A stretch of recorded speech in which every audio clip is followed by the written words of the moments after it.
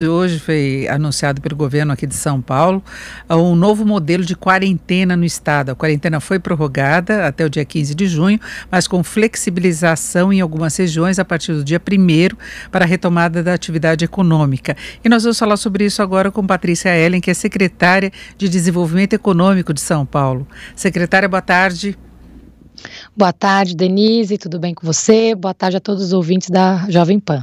Bom, essa divisão por fases e divisão por regiões ainda está causando muita confusão aí, está difícil o entendimento, o que vai poder funcionar, o que não pode funcionar. Vamos começar pela capital, secretária, como é que vai ser esse funcionamento? Eu queria saber do lado econômico, o que levou à escolha das áreas que podem funcionar. Bom, primeiro, Denise, estamos aqui exatamente para trazer esses esclarecimentos. A gente está agora passando de uma etapa onde todas as regiões do nosso estado estavam na mesma fase aqui do enfrentamento à pandemia, e foi um pedido diário de todos os prefeitos, moradores das regiões, com razão, de reconhecer a diferença entre as regiões do nosso estado. Então, nós trabalhamos muito nos últimos 2 meses exatamente para aprender um pouco mais quais são as diferenças pelo ponto de vista de evolução da pandemia em cada uma das regiões do estado, bem como a capacidade de atendimento do sistema de saúde nessas regiões.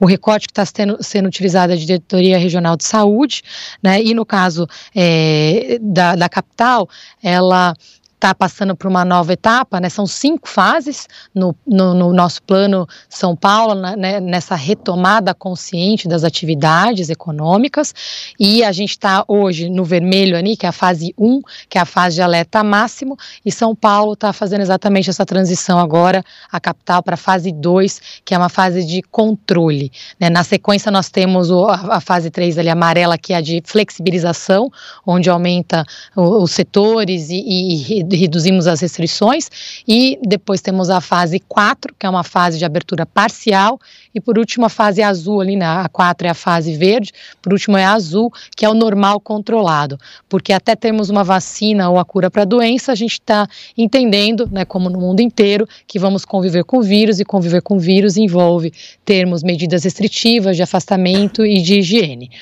A capital, ela atendeu alguns critérios importantes para iniciar essa transição, né? Dentro da capacidade de atendimento e evolução da pandemia, os 2 critérios, a gente analisa 5 indicadores, né? Na capacidade de atendimento, nós olhamos utilização dos leitos COVID, né, UTI de COVID, e também número de leitos disponíveis COVID UTI a cada 100 mil habitantes. Na parte onde estamos fazendo a avaliação da evolução da pandemia, olhamos casos confirmados, internações e óbitos. Então, olhando a evolução desses indicadores, nós percebemos aqui que o estado de São Paulo ainda tem um momento de atenção com relação ao crescimento da epidemia, né, o número de casos confirmados, mas São Paulo está tendo uma desaceleração desse crescimento, a capital.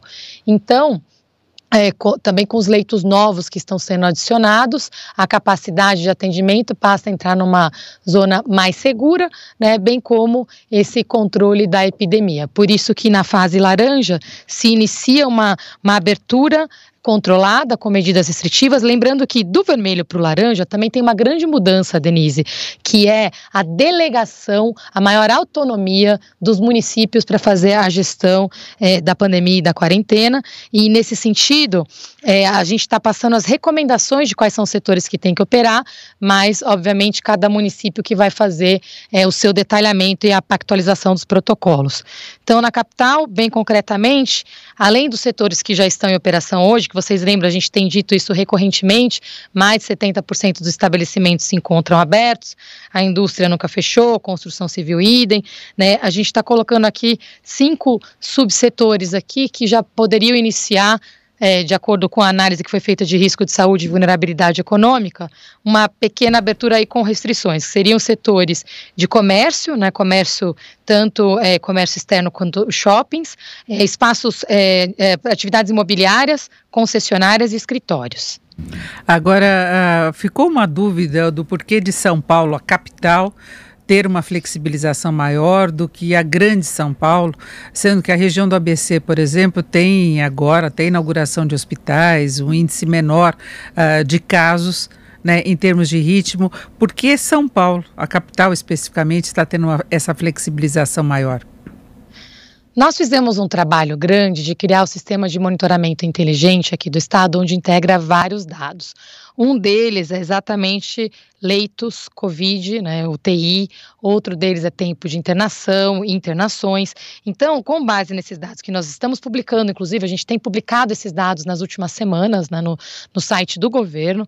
Se você visualizar ali a ocupação dos leitos, a gente vai colocar, inclusive, de uma forma bem clara e transparente a partir de hoje para monitoramento, né. Nós temos ali uma ocupação de leitos UTI na capital menor do que na média da Grande São Paulo, excluindo a capital também. E a mesma coisa para número de leitos a cada 100 mil habitantes e variação de casos, principalmente onde a capital se desconecta exatamente, a gente já percebe a variação de internações de casos começa a ser, agregar menos casos proporcionalmente do que o restante da Grande São Paulo. A gente até sabe que isso tem a ver com diferentes momentos da epidemia, mas tem um conceito bem técnico que é a taxa de transmissão, o RT. O RT da capital já é claramente menor do que o da Grande São Paulo. Então, com esses indicadores combinados, a gente percebe que a capital está, sim, com uma diferença com relação à Grande São Paulo, nesse momento, que faz com que ela esteja exatamente nessa fase de transição. Agora, um ponto que a gente queria colocar, Denise, assim, a gente precisa... Plano transparente, dialogado, dá trabalho para todo mundo, os dados estão sendo compartilhados, a gente vai ter os próximos dias para ajustar isso diariamente com os prefeitos. O secretário Marco Vignoli está liderando o Conselho Municipalista, que se reúne com os prefeitos com muita regularidade, junto com o vice-governador Rodrigo Garcia, o próprio governador tem participado, eu e uma série de secretários, e a gente tem esse período para ir atualizando, por quê? O plano é atualizado semanalmente, né? Então, o combinado foi a cada terça-feira a gente consolida os dados atualizados, às quartas a gente divulga as novas informações. Então, esse faseamento, né, da evolução aqui regional, ele vai ser atualizado semanalmente. Lembrando só que para piorar as restrições, a piora pode ser semanal e a melhora é mantendo uma situação sustentada por 2 semanas. Agora, nessa flexibilização, se conta com a possibilidade de a pandemia continuar avançando, o número de contaminados, o número de mortos, porque ainda que haja essa desaceleração, ainda temos uma curva ascendente. Então, Denise, esse é o ponto mais crítico aqui da importância dessa retomada ser consciente, é uma retomada responsável que exige a participação de toda a sociedade. Nós temos que apoiar nesse monitoramento. O uso de máscaras é fundamental, exigir os protocolos nos estabelecimentos é fundamental, o controle dessa pandemia é de todos nós, o Estado vai seguir fazendo a sua parte, por isso que se uma região que passou para o laranja ou para o amarelo não está melhorando a sua situação, ela vai ser atualizada semanalmente e pode sim voltar para o vermelho. E voltando para o vermelho, o controle, o apoio do Estado é muito mais próximo, né? Porque o nosso papel é esse, é ajudar as cidades, as regiões que mais precisam. E quem está conseguindo sair e fazer essa transição, começa a precisar de menos apoio. Então, essa maturidade nós precisamos ter, inclusive como sociedade, de saber que estamos prontos para países, muitas regiões, bote aqui da epidemia, e se medidas têm que ser tomadas. Agora, secretária, nós temos alguma região aí que chama atenção pela flexibilização, porque foi dividido aquelas fases, as regiões críticas, por exemplo, a Baixada ainda é uma região muito crítica, então está na fase vermelha, tem esse diferencial. Qual seria a melhor região do estado hoje? As melhores regiões do estado hoje são as que estão nessa fase que a gente chamou ali de amarela, né, que é a de flexibilização. A gente não tem nenhuma região, nem no verde, nem no azul. A abertura parcial ou normal controlado, não temos nenhuma região hoje, tá? Exatamente pelo ponto que você falou, que ainda estamos numa fase de lidar com a presença significativa do vírus. Mas a amarela, que é uma região que permite uma flexibilização maior, ela tem aqui, temos 4 regiões, que é a região aqui de Araraquara, São Carlos, a região de Barretos, de Bauru e a região de Presidente Prudente.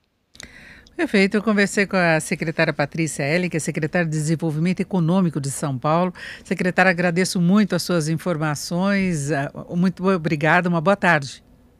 Agradeço a você, Denise, muito obrigada. Lembrando que essa jornada é longa, não é uma corrida de velocidade, estamos numa maratona, estaremos juntos aí fazendo essa retomada pelos próximos meses, anos, muito firmes, e São Paulo vai ser referência dessa retomada não só para o Brasil, mas para o mundo. Muito obrigada.